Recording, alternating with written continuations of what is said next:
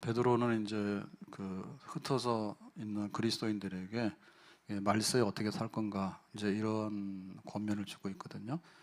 그래서 말세에는 고난과 박해가 올 거다. 그러니까 믿음에 굳게 서도록 해라. 이제 이런 얘기를 쭉 쓰고 있는데 일반 이제 성도들에 관해서 생활에 관해서 얘기하다가 교회에서 지도자들이 누구냐면 목회자들이에요.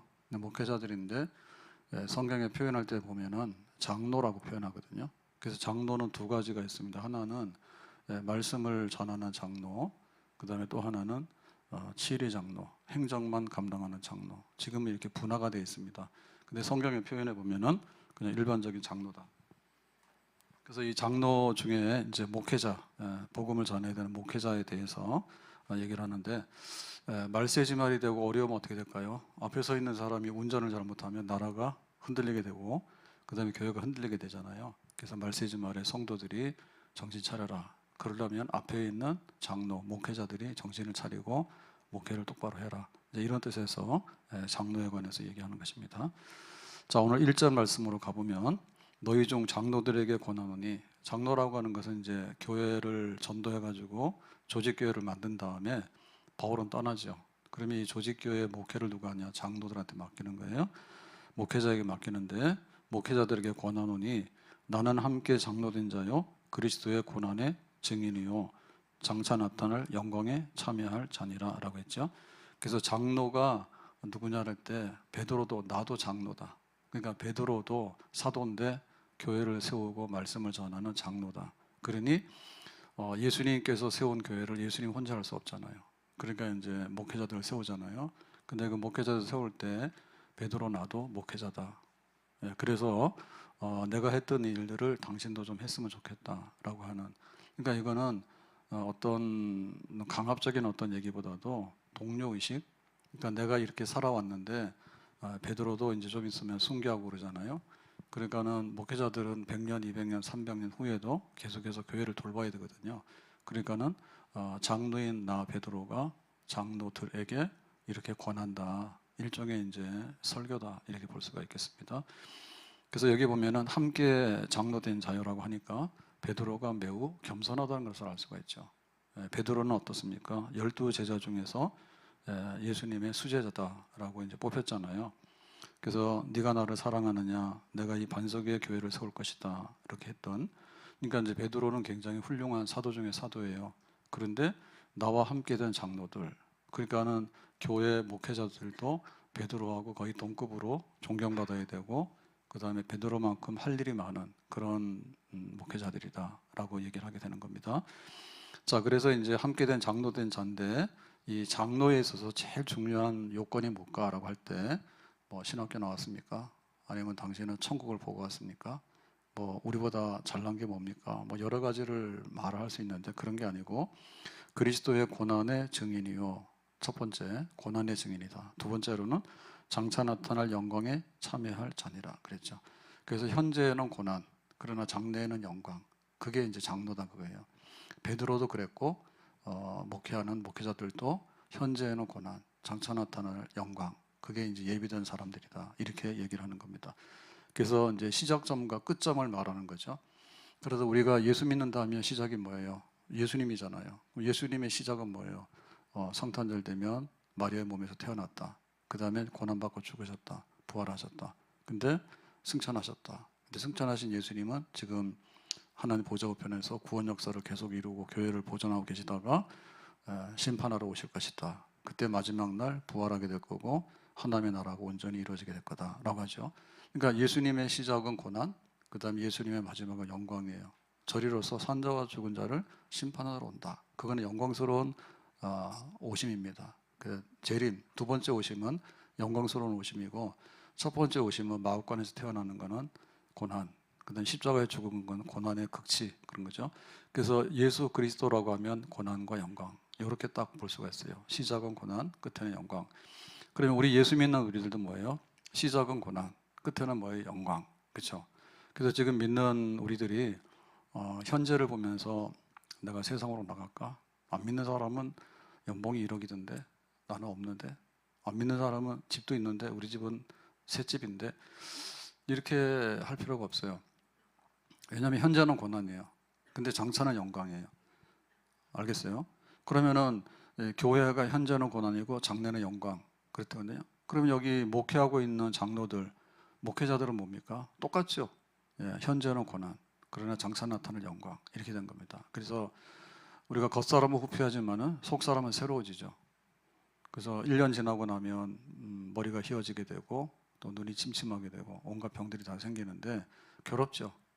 괴롭지만은 괴롭더라도 너무 슬퍼하지 마세요. 왜냐하면은 우리의 겉사람이 후패하는 순간에 우리의 속사람이 새로워지면서 우리는 장차 하나님의 영광의 날에 하루하루가 접근되고 있는 거예요. 그래서 나이를 먹으면 세상 사람들은 큰일 났네, 나이 먹어서 폐기 처분되네 그렇게 생각하지만 우리는 뭐예요? 몸이 다시 사는 것과 영원히 사는 것을 믿습니다 라고 하는 날이 다가오게 되는 거죠. 그러니까 나이를 빨리 먹읍시다. 싫어? 그거 싫으면 빨리 죽읍시다. 빨리 죽으면 천국에 빨리 들어가니까 영광에 빨리 참여하게 되는 거고 그렇게 되는 거죠. 네, 그래서 우리의 시작은 고난이고 장래는 영광이다. 그거를 해야지 이게 뒤돌아서지 않는 거예요. 네, 거꾸로 가는 거 있잖아요. 거꾸로. 아이 내가 괜히 간다 싶으면 거꾸로 가잖아요. 그래 하면 안 된다니까. 현재는 고난이지만 장래는 영광이다. 이렇게. 그래서 그 젊은 사람들이 젊어서 영광 그러면 나중에 노년 돼가지고 쪽박 그럽니다. 젊어서는 고생을 사서라도 한다. 그렇게 씩씩하게 살아야 돼. 그러면 나중에가 뭐예요? 저게 연금도 있고 자기가 노년에 또 누릴 영광이 있는 거예요. 아멘. 우리 가정도 마찬가지라 보죠. 부부들끼리 결혼해가지고 신혼 때 너무 잘 살았어. 근데 좀 있으니까 다 이혼, 다 깨져버렸어. 그런 거는 뭐예요? 거꾸로 가는 거예요. 근데 세상에 거꾸로 가는 게 많아. 현재 고난, 장래 영광. 이게 올바른 순서입니다. 산에 올라갈 때 어때요? 올라갈 때는 고난, 올라가고 나면은 멋있네, 잘왔네 이렇게 되잖아요. 그래서 우리는 앞에 있는 영광을 보고 가는 거예요. 그래서 교회가 앞에 있는 영광을 향해서, 그리스도인들이 앞에 있는 영광을 향해서, 그리고 그리스도인들을 끌어가는 목회자들, 지도자들도 현재는 고난, 그렇지만 장래에 나타날 영광. 아멘. 자, 이래서 이제 베드로가 이렇게 이제 목회자들에게 이런 설교를 권면을 하고 있는데, 이 베드로가 하는 이 권면은 유사한 짝이 있습니다. 이 짝이 누군가 하면 바울이 장로에게 한 교훈 설교가 또 있어요. 그 설교가 진짜 명설교고 굉장히 긴 설교입니다. 바울이 1차, 2차, 3차 전도 여행을 하게 되는데 3차 전도 여행을 마치고 예루살렘으로 가는 길에 밀레도에 가서 에베소 장로들을 초청해요.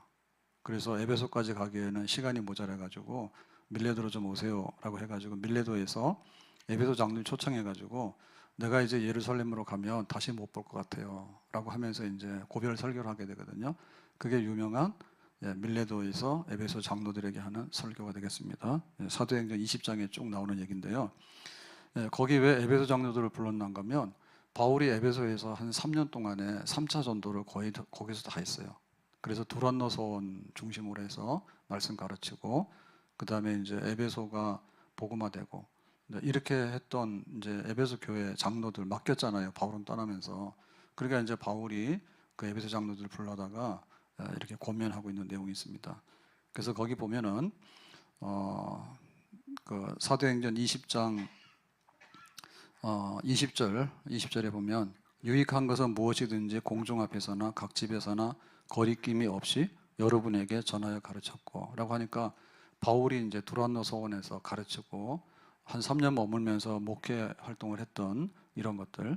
21절 유대인과 헬라인들에게 하나님께 대한 회개와 우리 주 예수 그리스도께 대한 믿음을 증언한 것이라 해서 이 복음을 전한 거죠. 복음을 이제 쭉 전했는데 이제 바울이 이제 다시 못 볼 것 같다라고 하는 이런 이제 자기의 심정을 피력을 하게 됩니다. 22절에 보라 정신 차려라. 나는 이제 성령에 매여 예루살렘으로 가는데 3차 선교를 마치면 항상 예루살렘에 가서 선교 보고를 하게 되는 거예요. 지금 예루살렘에 가는데 거기서 무슨 일을 당하는지 알지 못하노라. 23절 오직 성령이 각성해서 내게 증언하여 결박과 환난이 나를 기다린다 하시나. 결박은 감옥에 들어가는 거고요. 환난은 그로 인해서 오는 여러 결과치들이에요. 그러니까는 매우 혹독한 박해나 시련이 나를 기다린다 하시나. 누가요? 성령이. 하나님의 영이 예언해서 알려주는 거예요. 24절에 내가 달려갈 길과 주 예수께 받은 사명 곧 하나님의 은혜의 복음을 증언하는 일을 마치려 하면은, 그러니까 증언하는 일, 전도자로서 목회자로서의 사명을 끝내는 마무리죠. 거기까지 가기 위해서는 나의 생명조차 조금도 귀한 것으로 여기지 아니하노라. 그렇죠? 그러니까는 예루살렘 가면은 감옥 가고 죽을지도 몰라, 이런 얘기가 있는데, 그래도 나는 내 목숨이 아깝지 않다, 가겠다. 이제 이거를 우리가 풀어서 일사각오다, 죽음을 각오하고 복음을 내가 끝까지 전하겠다라고 바울이 말합니다. 자, 그러면서 자기의 그 마지막 그 에베소 장로들에게 대한 그 애정을 표현할 때 이렇게 얘기했습니다. 25절에 보라, 내가 여러분 중에 왕래하여 하나님 나라를 전파하였으나 이제는 여러분이 다 내 얼굴을 다시 보지 못할 줄 아노라. 그래서 바울은 여기 3차 전도 마치고 예루살렘 가서 이제 잡혀가지고 가이사랴에서 2년 동안 감옥에 있다가 로마 가서 재판받고 2년 동안 있다가 뭐 이렇게 저렇게 해서 에베소 장로들하고는 다시 못 본다. 그러니까 죽기 전에는 못 볼 것 같아라고 하는 그런 안타까운 심정을 피력을 하게 되는 거죠. 26절, 그러므로 오늘 여러분에게 증언하거니와 모든 사람의 피에 대하여 내가 깨끗하니. 그래서 나는 최선을 다했다. 그러니까 피에 대해서 깨끗하다는 얘기는 나는 복음을 전했는데 네가 예수 안 믿으면 그건 네 탓이야. 나 탓은 없어. 복음 전하는 자는 다 했지만 안 듣는 사람은 안 듣는 네가 책임이야. 나는 피에 대해서 깨끗하다. 자, 그래서 이제 양떼를 돌보라라고 하는데요. 28절에 여러분은 그 에베소 장로들이죠. 에베소가 큰 도시예요. 그러니까 거기에 이제 목회자들이 여럿이 있잖아요. 자기를 위하여 또는 온 양떼를 위하여 삼가라. 삼가란 얘기는 항상 조심하고 최선을 다하라. 성령이 그들 가운데 여러분을 감독자로 삼고 하나님이 자기 피로 세운 교회를 보살피게 하셨느니라. 그러니까 이제 하나님께서 성령의 은혜를 주셔가지고 교회 양들을 살필 수 있는 그런 책임을 당신들 장로들한테 부여했다. 그죠? 자, 장차 어떤 일이 있을까? 29절에 보니까 내가 떠난 후에 사나운 일이는 뭐냐면 이단들입니다. 이단들, 거짓 선지자들. 자, 이런 사람들이 들어와서 그 양떼를 아끼지 아니하며 양들을 잡아먹는 거죠. 목자들은 양을 보호하는 거고요. 이런 사나운 이들은 가서 먹어치우고 해치는 거죠. 그러니까 교회를 해치는 자들이 들어오게 된다. 30절, 또한 여러분 중에서도 제자들을 끌어내어 자기를 따르게 하려고. 그러니까 장로들 중에서도 이단에 빠지는 사람들이 있고 장로들 중에서도 이렇게 삐딱기를 가는 사람들이 나올 수 있어요. 그래서 자기를 따르게 한다. 그러니까는 뭐 이단이 된다든지 혹은 새로운 그 교주가 된다든지 이렇게 해가지고 잘못되는 사람들이 나온다. 어그러진 말을 하는 사람들이 일어날 줄을 내가 아노라. 그러니까 이제 잘못된 것을 퍼뜨리는 그릇된 목회자들도, 탈선하는 목회자들도 일어난다, 앞으로 있다. 그러니까 이 땅에 있는 교회는 100% 완전한 교회가 아닙니다. 그래서 교회도 온전해야 되겠고 목회자도 온전해야 되는데 그걸 잘 살펴야 되는 거예요. 그래서 그런 책임이 있기 때문에 정신 차리고 에베소에 있는 교회들을 잘 돌보세요. 이제는 다시 못 볼 것 같아요. 해가지고 이제 눈물의 작별을 하게 되는 거예요. 자, 이 베드로가 바울이 에베소 장로들에게 한 말씀. 간단하지만은 오늘 베드로가 장로들에게 이제 하는 말씀 다 같은 얘기입니다. 그래서 하나님이 교회를 무척 사랑하는데 교회를 사랑하려면 뭐냐면 목회자를 사랑해서 목회자가 온전한 목자가 돼야 돼요. 그게 사랑이에요. 교회 자랑이 뭐냐? 목회자 자랑이고, 교회가 어떻게 해서 왔다 갔다 하냐 할 때 와서 이리들이 먹어치우면은 여기는 피바다 되는 거예요. 다 황폐화되거든요. 그 정말 조심해야 되는 거예요. 그렇게 돼 있는 겁니다. 그래서 이제 다시 한번 돌아가서 보면, 자, 베드로는 뭐라 했습니까? 1절에 그리스도의 고난의 증인이죠. 그러면은 베드로가 고난의 증인이라는 얘기는 증인이라는 얘기는 목격자라는 얘기입니다. 어떻게 목격했습니까? 겟세마네 동산에서 예수님이 체포되는 거 봤죠. 베드로가 같이 갔잖아요. 거기서 꾸벅꾸벅 졸다가 야, 내가 잡혀가는데 너는 잠이나 자냐? 깨라 그랬잖아요. 그래가지고는 잡혀가서 이제 대제사장 집에서 사내들인이죠. 야간에 모이는 불법 사내들인 거기서 이제 유대인들의 재판을 하게 되죠. 하나님이라고 하나님의 아들이라 했으니까 신성모독이다, 죽여야 된다 이렇게 하잖아요. 그때 베드로가 따라갔다가 계집아이가 너 예수님의 제자 아니야 그러니까 나 아니야 그러고 도망갔잖아요. 그리고 예수님께서 이제 산헤드린에서 재판받는 것도 목격을 했죠. 그 다음에 아침에 해가 뜨니까 빌라도 법정으로 가죠. 로마 법정으로 가죠. 그래서 이제 예수를 죽이라 그러니까 예수님이 거기서 이제 그대는 십자가로 해서 사형이라 그러지. 그래서 예수님께서 바로 처형이 되잖아요. 하루 만에 그냥 그날 아침에 재판받고 그날 아침에 처형되는 거죠. 그래서 오전 9시부터 오후 3시까지 십자가에서 달려서 고난받고 죽으셨다. 그때 베드로가 다 봤어요. 베드로가 다 봤어. 그러니까는 예수님이 어떻게 십자가에서 고난받았는가라고 하는 목격자예요. 이게 있어야지 되는 거죠. 우리 속에 내가 예수 믿는 그리스도인이라고 할 때 예수님이 날 위해 죽으셨고 고난받으셨다. 그게 있으면 내가 그리스도인입니다. 그리고 목회자도 마찬가지인 거예요. 그래서 우리가 교회에 오면 교회에서 목회자의 입에서 나오는 설교의 중심은 뭐냐면 예수님인데, 예수님의 설교의 중심은 뭐냐면 십자가에서 우리를 위해서 죽으셨다 그거예요. 우리 교회 옆에 아울렛인가 뭔가 왔다가 계약기간 끝나서 이제 나갔다 하더라고. 근데 무슨 물건을 팔았는지 모르겠는데 사람들이 개미처럼 들락날락 하더라고. 근데 싹 사라졌어. 별로 좋을 것 같지 않죠. 왜냐하면 좋은 물건을 팔았으면 항상 있겠지. 근데 구름처럼 왔다가 구름처럼 가버렸다고. 그러니까 교회 와가지고 그런 걸 원하시면 안 돼. 목사님이 나한테 무슨 좋은 얘기를 하나, 어디 가면은 이렇게 뭐 좀 좋은 게 있나, 이런 거 하려고. 그래서 좋은 얘기 중에서 제일 쓸데없는 게 아주 악질적인 거고요. 좋은 얘기 중에는 좀 윤리도덕적인 게 좋죠. 그냥 착하게 잘 사세요, 뭐 이런 거 정도. 근데 이거보다 좋은 게 뭐냐면 대박 나서 벼락 부자 됐고요. 이러면 아멘 은혜합니다.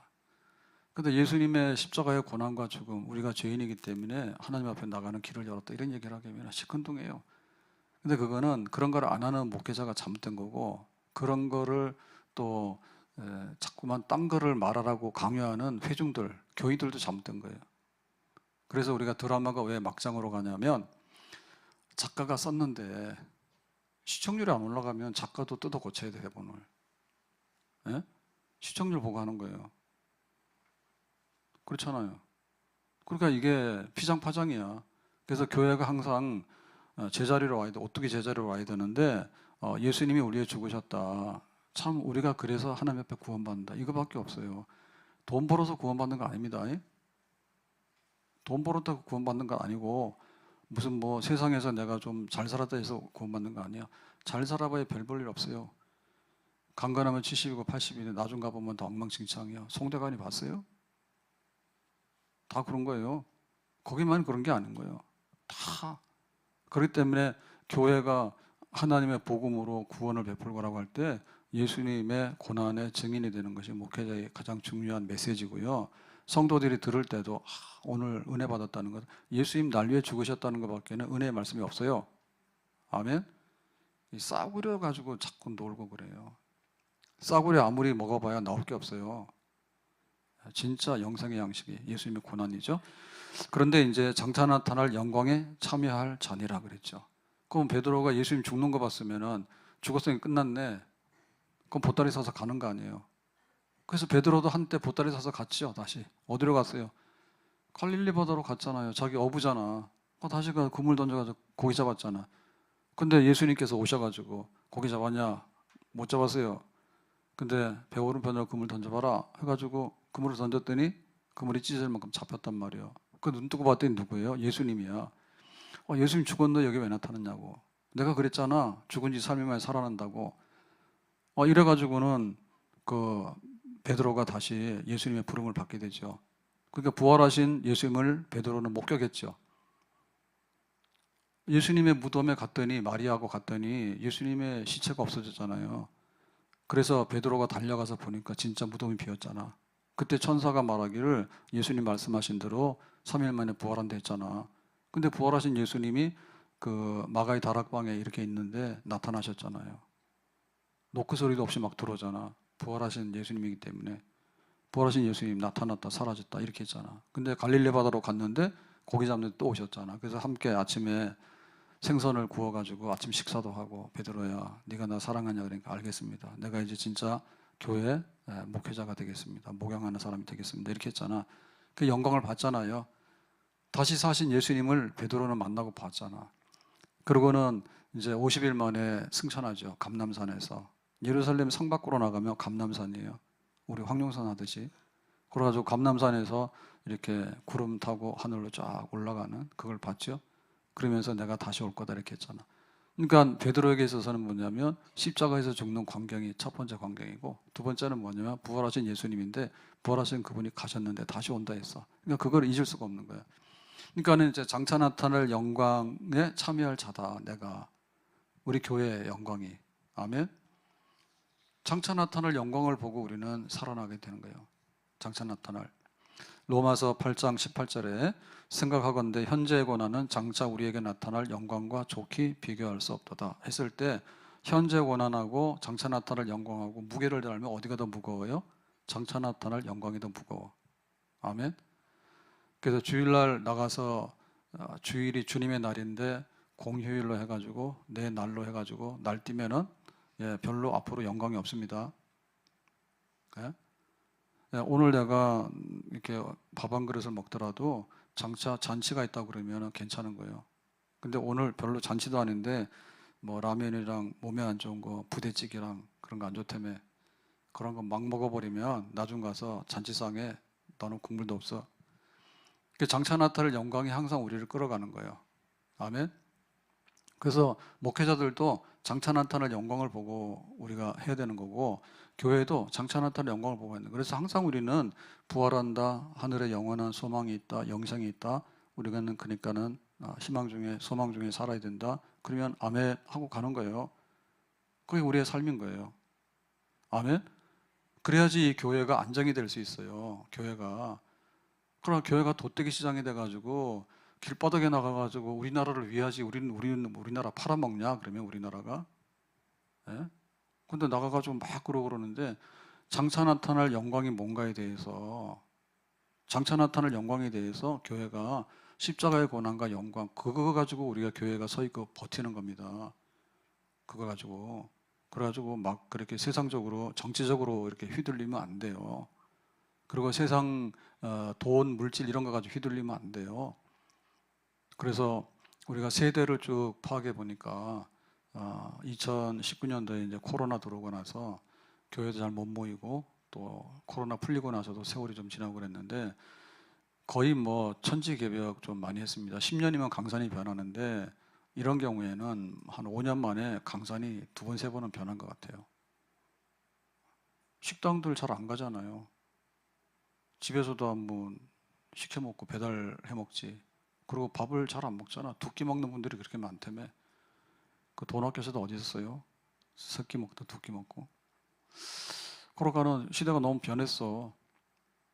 그러니까 그 없어진 것 중에 뭐가 없어졌냐면 젊은이들이 많이 없어졌어요. 그러니까 인구가 줄어들었는데 40대, 50대, 60대는 인구가 줄지 않았지. 이왕에 태어난 사람들이 어디로 갔어? 갓난 애기들이 안 태어나는 겁니다. 그래서 이 출산율이 떨어졌다는 얘기는 유치원이나 초등학교의 얘기는 됩니다. 근데 나이 40, 50 된 사람은 인구 소멸이다 뭐다 이게 상관이 없는 거예요. 다 죽은 것도 아니잖아요. 그럼 교회 사라졌다고요. 사라졌는데 청년 같은 경우에도 없는 건 아니에요. 좀 줄긴 줄었지만은 여기 유치원이나 이런 데는 많이 줄었죠. 왜냐하면 10년 동안에 인구가 막 줄어들었으면 유치원은 그냥 내려앉는 게 맞는 거죠. 근데 40대, 50대는 어디 갔냐? 교회에서 제일 많이 사라졌어. 40, 50대가 교회에서 제일 많이 사라졌다니까. 어디로 사라졌어? 그러니까 믿음에서 떠난 거지. 믿음에 떠난 거예요. 첫째는 세상이 좋아서 떠난 거고, 두 번째는 뭐냐면 세상이 힘드니까 떠난 거야. 그러니까 이거는 흔들리는데 그리스도의 고난은 장차 나타날 영광이다. 이거 하면 고난을 받아도 영광이다. 고난 받아도 영광. 이렇게 되면은 더 교회가 단단해지게 되고, 말세에 박해는 뭐냐면 믿는 것 자체로서 재산도 뺏기고 믿는 것 자체로 감옥도 가는 거야. 그런 걸 견딜 수 있는 거야. 고난과 영광. 그렇게 되는 거죠. 그러니까 이 중심이 흔들리게 되면 교회 그냥 넘어지게 되는 거예요. 복원력이 없어요. 복원력이 없어요. 옛날에 가정에 이런 경우에는 특별한 일이 아니면 부부가 둘이 잘 삽니다. 병 나서 사별하기 전에는 잘 삽니다. 복원력이 있거든요. 그냥 남편을 잘 따르라. 그리고 그 가정의 이 중심이 굉장히 중요하다. 이런 게 있기 때문에 가족 공동체에 대한 공동체 의식이 굉장히 강해요. 그래서 뭐 현모 양처도 되는 거고, 또 뭐 큰 장남이나 장녀는, 장남인가 모르겠는데 장남은 돈이나 많이 받았지 이름값도 못하는 경우 많잖아요. 근데 뭐 없는 집에 태어나게 되면은 큰 딸은 엄마 노릇 다 해야 되고, 엄마 죽으면은 애 다 키워야 되고, 뭐 그런 식으로 하는 거 아니에요? 지금 어때요? 가족 간의 연대 공동체 다 끊어졌다니까. 그러니까 복원력이 없는 거야. 복원력이. 복원력 없으면 나 혼자 살다 혼자 안 되면 주저앉아 버리는 거야. 그러니까 뭐 잘 살 이유가 있는 거 없지. 왜냐하면 모든 것이 다 완벽할 수는 없어요. 사람이라는 것이. 그래서 상부상조하고 가족이 우애하기도 하고, 또 살아가는 데 있어서 누군가 좀 이렇게 후원을 해주고 응원을 해주면 살아요. 그러니까 응원할 데가 없으니까 그런 거예요. 뭐 연예인들한테다가 막 해가지고 돈 갖다 바치고, 그 다음에 뭐 야구팀, 축구팀 이런 데 가서 막 응원한 데 가서 하는데, 그게 부질없는 짓이에요. 내 식구, 내 가족들이 나를 응원해주고 내가 우리 가족도 응원하고, 그거 안 되는데 혼자서 가서 뭘 얼마나 더 하겠냐 말이에요. 그러니까 이게 회복력이 없다, 회복력이. 그래서 교회가 그리스도의 고난, 장차 나타날 영광, 그걸 꼭 붙들어야지 바로 일어서게 되고 말세지마를 잘 살게 되는 줄로 믿습니다. 그 중심을 잡은 게 목회자예요. 설계자예요. 그래서 오늘 고난이 있더라도 장차 나타날 영광을 바라보면서 우리가 위로받고 힘냅시다라고 하면 아멘하고 그냥 가는 거야. 왜 나는 아픈 게 해결이 안 됐냐? 우리 집은 왜 돈이 모자라가지고 그러냐? 우리 집은 자식 농사가 안 돼서 그러냐? 쓸데없다니까. 그것이 회복된다 해가지고 우리에게 영생이 오는 게 아니고 장래 영광이 오는 게 아니에요. 잠깐 보기가 좋을 뿐이지. 그러니까는 모든 사람, 모든 가정, 모든 교회는 장차 나타날 영광에 참여한다. 그 말씀 앞에서 내가 세상에서 노예살이를 하더라도 벌떡 일어났잖아요. 노예살이라도. 지금 같으면 노예살인데 그럼 자살할걸? 근데 옛날에 그렇게 안 했어요. 내가 이 땅에서는 노예지만 예수 그리스도의 십자가로 나는 자유인이 됐다. 그러니까 나는 영적으로 자유한 사람이다. 나는 자유하기 때문에 천국은 내 것이다.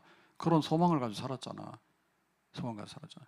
자, 그래서 이제 그 목회자가 고난과 영광의 증인이 되는데, 2절에 보니까 너희 중에 있는 하나님의 양무리를 치되라고 했어요. 그래서 교인을 뭐라고 표했습니까? 양이라 했어.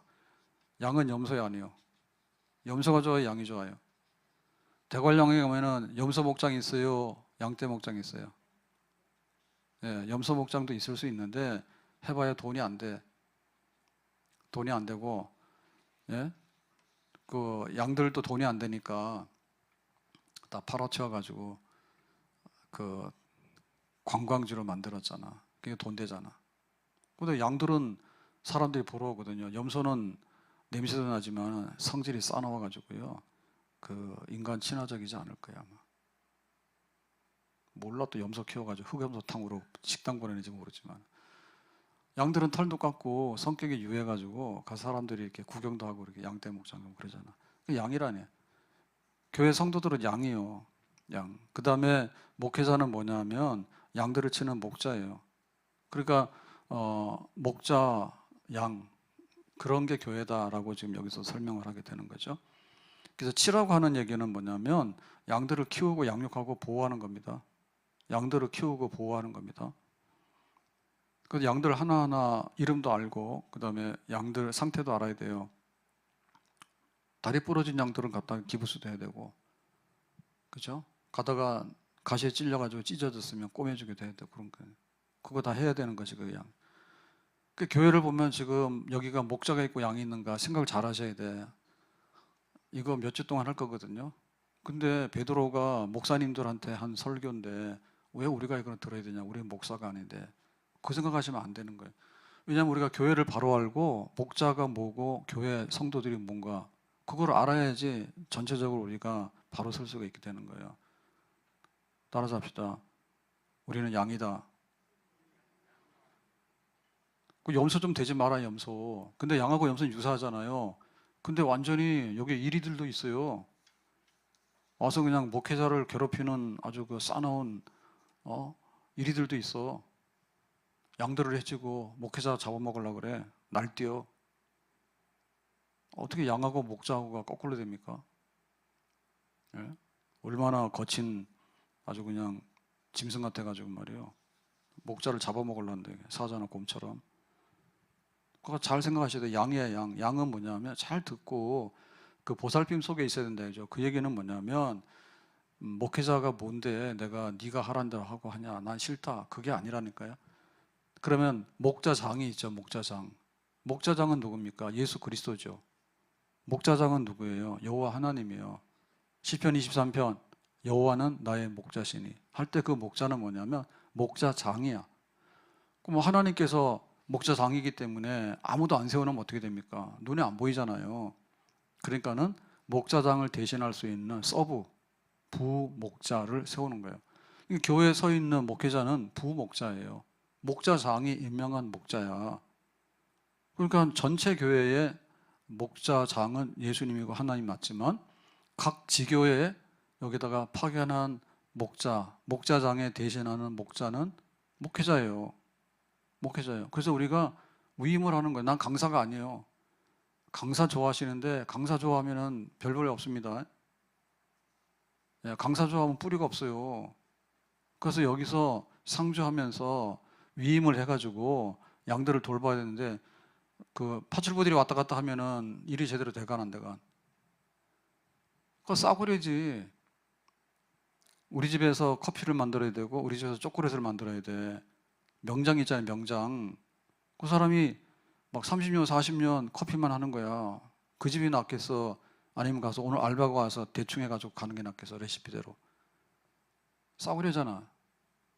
그래서 교회에서도 목자인 설교자인 목사님이 위임이 됐잖아요. 그러니까 한 부대로 오는 게 아니라니까요. 그냥 오늘 하루 왔다 하루 가세요 그러면은 그거는 그냥 한 번 왔다 가는 겁니다. 일회용입니다. 일회용인데 뭘 하겠어요? 10년 계획이 있고 30년 계획이 있잖아요. 그래서 목회자가 오래도록 위임돼서 머물고 그 다음에 목장을 관리를 잘해야지 반듯한 목장이 됩니다. 아멘. 지금 우리나라 건축을 하는데 건축이 잘 안 된다잖아요. 왜냐하면은 젊은 사람들이 이 일을 잘 안 하려니까 뭐 직장 없다 그러는 거는 또 안 간다는 거예요. 그러니까는 기술을 배워야 되는데 기술 배우려면 집 하나를 지으려 그러면은 온갖 그 기능이 다 들어가야 돼요. 철근도 해야 되고 그다음에 바닥 미장도 해야 되고 도배도 해야 되고 다 해야 되는데 그런 걸 잘 안 하려니까 외국인들이 하게 되는 거지. 그 외국인들이 하다 보니까 철근을 어떻게 내야 되나 도면을 읽어야 되고 그다음에 한국말을 해야 되잖아요. 일을 시키면 이 사람들이 한국말 능통하고 그런 기술이 능통하면 우리나라 잘 안 오지. 그리고 임금을 많이 달라 하니까 싸구려 막 하다 보니까 그러니까 일을 못 하는 거예요. 그러니까 부실 건물이 막 나오는 거예요. 부실 건물 나오는 거예요. 그러니까 일회성으로 자꾸 하고 싸구려 인력을 막 갖다 대면은 안 된다니까. 그래서 교회 목회자는 제가 이렇게 보니까 정말 너무나 싸구려화되어 있는데 싸구려 되면 안 되는 것 같더라고요. 싸구려 되면 안 되고 온갖 거를 다 갖춰야 되는데 어쨌든 목자로서 말씀도 전하지만 교회에 대한 책임성도 있어야 되고 교회를 관리하는데 야무지게 해서 국가 뭐 재정도 파탄 낼 수 있잖아요. 지멋대로 다 해가지고 파탄 내고 그럴 수도 있잖아요. 그러고 군대도 관리 잘 못해가지고 전쟁 나면 어떻게 돼? 망하는 거지. 부실하게 관리하면. 그냥 목자가 얼마나 잘해야 될까? 국가 리더도 마찬가지인데 교회 목자가 얼마나 잘해야 될까 할 때 교행장이 능력, 신실함, 그리고 교회를 책임지고 가려고 하는 거, 그 다음에 끈기, 그 다음에 장기적인 거, 이게 교회에 있어야 되는 거예요. 그리고 성도들도 그런 마음이 있어야 돼. 여기 갔다 저기 갔다. 오늘은 주인이 여기인데 오늘은 저기 가고 밥 주냐? 밥 안 주지. 와가지고 좀 주세요라고 하잖아. 그러고 돌아다니면 뭐가 돼? 쇼핑 다니면? 쇼핑 다니면은 별로 안 좋아요. 병원도 이 병원 저건 갈 수는 있어요. 근데 기본으로 갈 때 어떻게 하라고? 진료 의료소가 있어야 돼.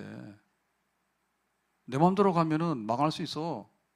왜? 내 취향대로 고르면은 잘못 고르는 거예요. 그래서 의사가 의사를 추천할 때 그냥 우리는 1차 병원, 2차 병원, 3차 병원 이렇게 하는 거잖아요. 3차 병원 중에서도 병의 빈도가 굉장히 희귀한 병이 있잖아요. 희귀한 병은 의사의 실력이라는 것이 뭐냐면 의사가 맞는 건 아닙니다. 자기 분야가 있는 거고 딱 그렇게 돼 있는 거예요. 그렇기 때문에 그쪽으로 가는 거예요. 희귀한 병은 희귀한 병을 다루는 의사한테 가는 게 맞는 거죠. 그렇게 가는 거죠. 단계가 다 있잖아요. 그러면은 교회에 대해서 성도들이 어떻게 생각해야 돼? 뭘 가지고 판단하고 뭘 가지고 생각하는지 모르겠더라는 것. 그렇게 할 수는 없는, 이런 분야에 이렇게 돼 있으면은 한 단계 한 단계 밟아갈 때, 그래서 교회에서도 이명서를 가져가라 하잖아요. 이명서를 가져가서 이만 하니까 그쪽 교회로 임명을 해가세요라고 해서 족보 관리를 하잖아. 그게 맞는 거잖아요. 성당에서는 이거를 철저하게 해요. 근데 요즘에는 그것도 안 하는 것 같더라고. 성당에서 철저하게 하는 게 뭔가 하면 이렇게 탄현동 오면 탄현동 성당으로 가는 거고, 덕이동 가면 덕이동 성당 가는 거고, 이렇게 관리가 돼 있단 말이에요. 그러니까는 이게 분명하죠.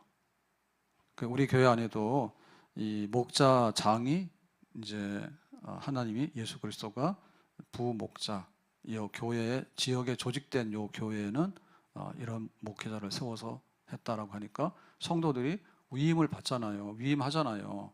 담임 목사로 위임을 합니다라고 하면 거기에 대해서 순종하고, 그래서 번지수가 있어야 되지, 집 주소가 있어야지 배달이 오고 하잖아요. 번지수가 있어야 되잖아요. 교회도 뭐예요? 항상 내가 출입하는 교회에 가면 멤버십이 있어야 되잖아. 멤버십이 있어서 나 여기 회원이에요 라고 하면 앉을 수 있는 거고, 찬양대도 가서 하려면은 내가 회원이에요 라고 해야지 찬양대 하는 거지, 나 노래 잘해요 그러니까 여기 와서 오늘 앉았다 사라지고 딴 교회 가서 하고 이렇게 날라리, 이런 거 하면 안 된다니까.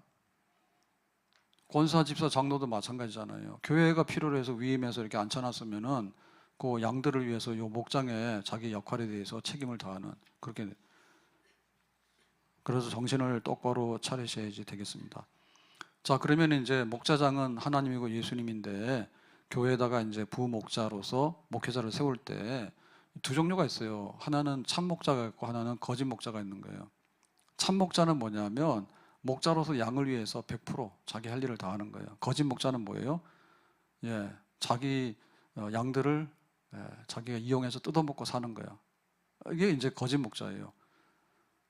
목자가 양들을 돌보잖아요. 근데 종류가 둘이라니까. 양들에게 목자로서 그걸 다 하는 목자가 있는가 하면, 양들을 팔아먹거나 짐승이 공격하면은 자기가 도망가거나 이렇게 해서 거짓 목자, 싹꾼들, 이런 종류가 있다니까. 그거를 우리가 분간해야 돼. 선한 목자냐, 참 목자냐, 아니면 싹꾼이고 이 사입이냐, 아니면 반토막 목자냐, 짝퉁 목자냐, 요거를 우리가 가려내야 되겠다. 요한복음 21장 12절에 보면 예수님께서 베드로에게 이제 나타나셔가지고 부활하신 다음에 다시 한번 그 부름 사명을 주잖아요. 15절에 조밥 먹은 후 예수께서 시몬 베드로에게 이르시되, 이게 부활하신 예수님입니다. 베드로가 다시 갈릴리 가서 고기 잡을 때 요한의 아들 시몬아, 네가 이 사람들보다 나를 더 사랑하느냐 하시니 이르되 주님 그러하나이다. 내가 주님을 사랑하는 줄 주님께서 아시나이다. 이르시되 내 어린 양을 먹이라 해서, 사랑하느냐, 예, 내 양을 먹이라. 이 대답 3번 하잖아요. 그래서 이 3번은 뭐라고요? 베드로가 3번 예수님 모른다고 부인하고 도망갔죠. 그래서 예수님 찾아와서 너 옛날에 도망갔지? 이제는 어때? 너 나 사랑해? 예, 사랑해요. 그럼 이제 도망 안 갈래? 안 갈 거예요. 그럼 내 양을 먹이라. 교회를 맡길 테니까 감당할 수 있겠어? 예, 알아서 하겠습니다. 그렇게 하는 거지. 그러니까 이렇게 목자로서 쓰는 것은 그 예수님의 그 십자가의 은혜에 꼭 붙잡혀야지 이거를 할 수가 있는 겁니다. 이거를 나 위하여 십자가에 중한 고통 받으사 대신 죽은 주 예수의 사랑하시는 은혜의 보배로운 피를 흘려 영영 죽을 죄에서 구속함을 받은 우리 어찌 찬양하날. 보배로운 피를 흘려 영영 죽을 죄에서 구속함을 받은 우리 어찌 찬양하날까.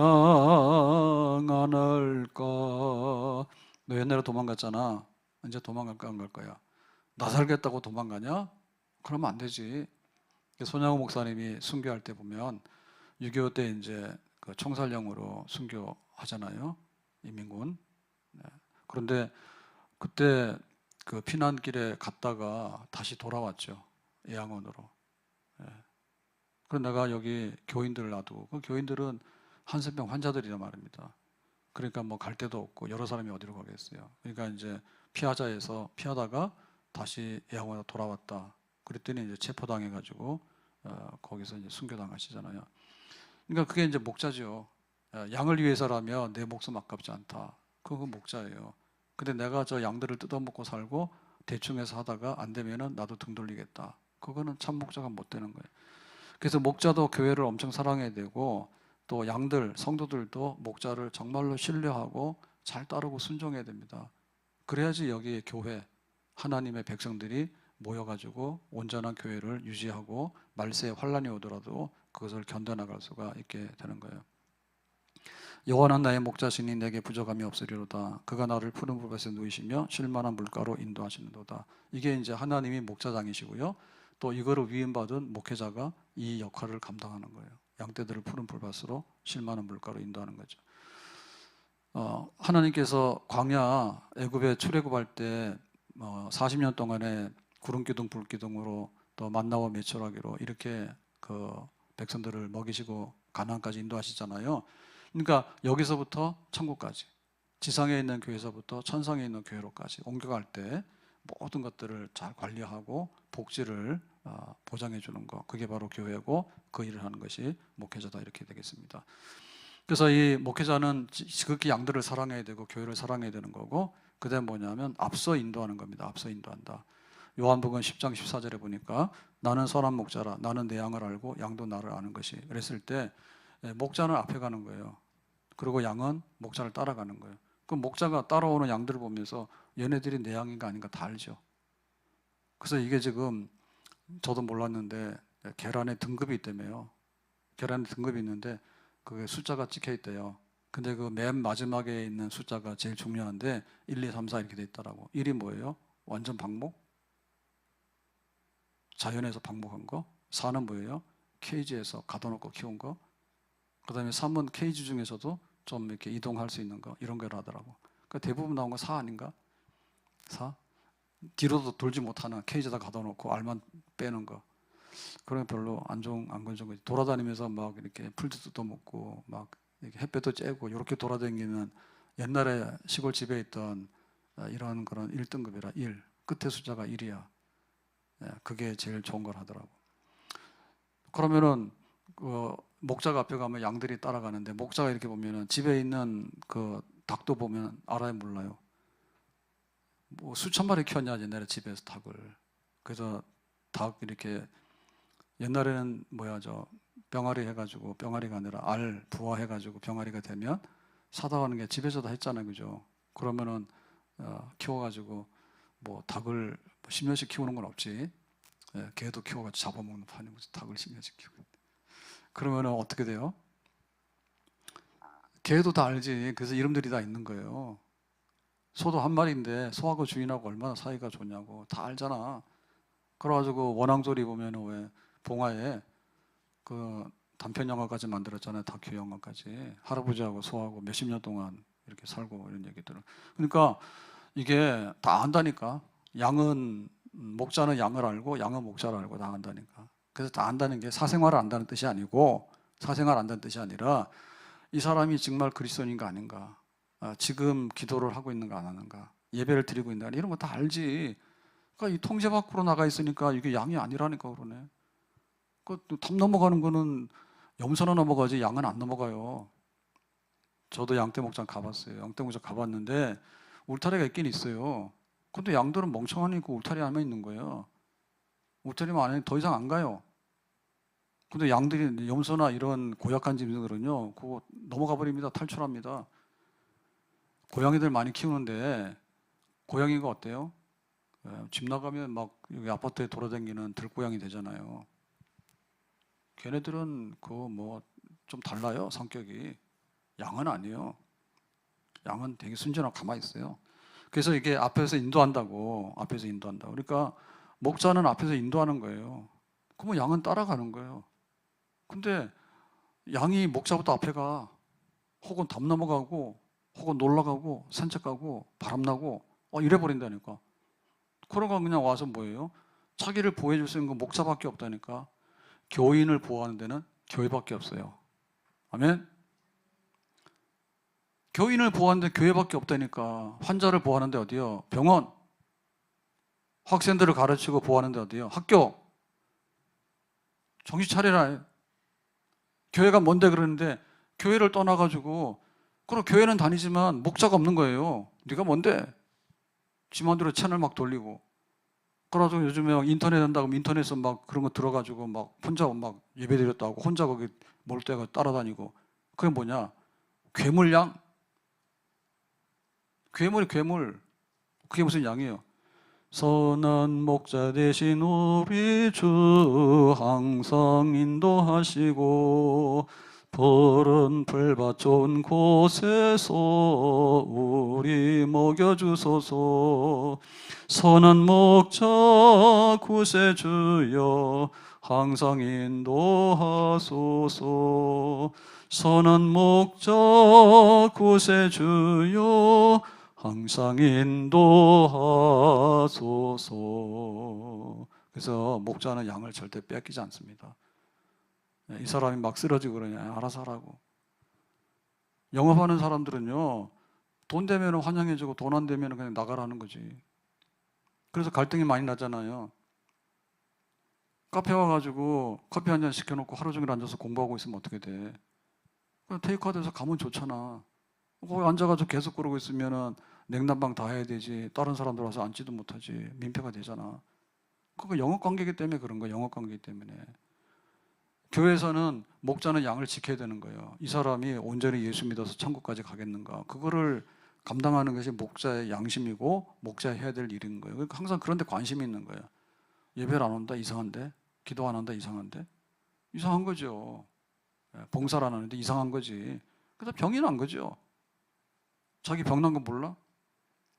소화 안 되면 위가 탈이 났거나 그런 거고, 그 다음에 팔다리 부러지면 기부서야 되는 거 아니에요. 딱 보면 나오잖아요.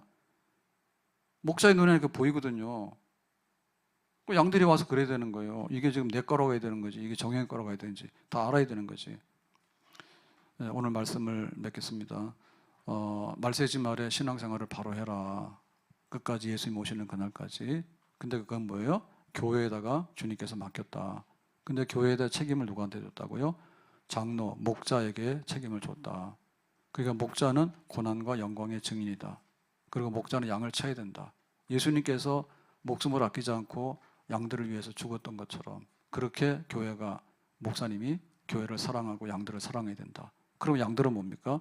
정말 예수님을 따르듯이 교회를 따르고 목회자를 따르고 고난과 영광에 함께 참여할 수 있는 그런 온전한 성도들이 될 수 있도록 힘써야 된다.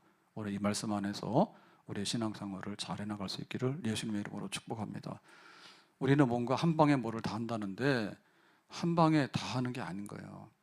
교회에도 온전한 교회관이 있어야 되고, 교회관이 있으려면은 목사님이나 장로에 대한 관이 있어야 돼.